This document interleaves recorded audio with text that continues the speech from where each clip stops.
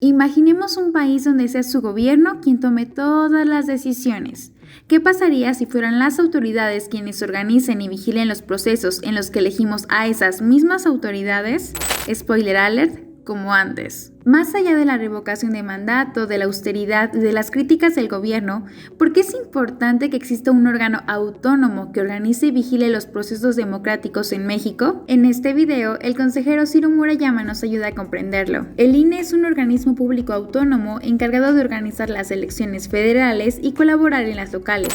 Tiene un cuerpo civil de carrera, un servicio profesional electoral, de funcionarios que no dependen del resultado de las elecciones. Entonces, el INE es ajeno a triunfos y derrotas de los partidos políticos y eso garantiza su independencia. ¿Por qué es tan importante que sea autónomo? Porque como otros organismos autónomos reconocidos por nuestra Constitución y como muchas cosas en la vida, nace de la necesidad de mantener un equilibrio político.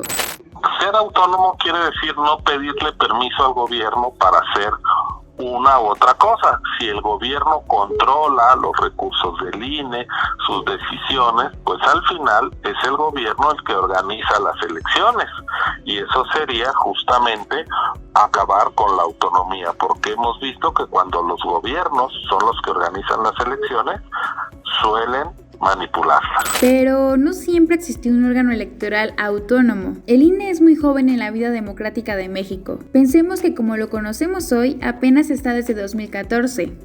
No tiene ni una década. Y desde entonces solo ha tenido un consejero presidente, Lorenzo Córdoba Vianello. Ese mismo que el presidente López Obrador se trae entre ceja y ceja. Es el el presidente del INE en un congreso del PAN.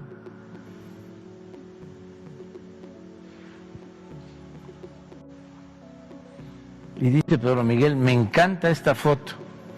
Yo también lo comparto. Pero entonces, ¿qué pasaba antes de que existiera el INE? Vayamos unos años atrás. Antes de 1990, el gobierno se encargaba de realizar las elecciones en México y lo hacía a través de la Comisión Federal Electoral encabezada por la Secretaría de Gobernación. ¿Cuándo cambió eso? Digamos que hay hechos que han marcado la vida democrática de México y uno de esos fue la caída del sistema de las elecciones de 1988. Manuel Bartlett. Y es que el triunfo priista de Ricardo Salinas fue muy cuestionado. Mientras las elecciones fueron organizadas por el gobierno, no hubo garantía de respeto al voto. Tras esta sospechosa caída, en 1990 el Congreso expidió el Código Federal de Instituciones y Procedimientos Electorales y se creó el Instituto Federal Electoral IFE. Aunque el organismo tenía la misión de dar certeza y legalidad a las elecciones de México, no era del todo independiente al gobierno. De hecho, fue hasta 1996 cuando el Congreso reforzó la autonomía del IFE y lo separó por completo del Poder Ejecutivo. Y no podemos pasar por alto otro paso importante que ocurrió en 2014, la transformación del IFE al INE. Si no hubiera INE, es posible que no tuviéramos elecciones genuinas. En nuestra historia, un árbitro autónomo es sinónimo de elecciones verdaderas, las que se respete el voto y haya genuina competencia entre distintas fuerzas políticas, que no sean un ritual predeterminado donde se sepa quién va a ganar y quién va a perder de antemano, como ocurría cuando las elecciones eran organizadas por el propio gobierno. Y aún con todo lo que costó la existencia de un órgano electoral independiente, ¿AMLO lo quiere desaparecer? Pues lo que ha propuesto es que las funciones del INE pasen al Poder Judicial. Tiene que ser autónomo verdaderamente, pero es que ahora no lo es. Y podría estar en el Poder Judicial.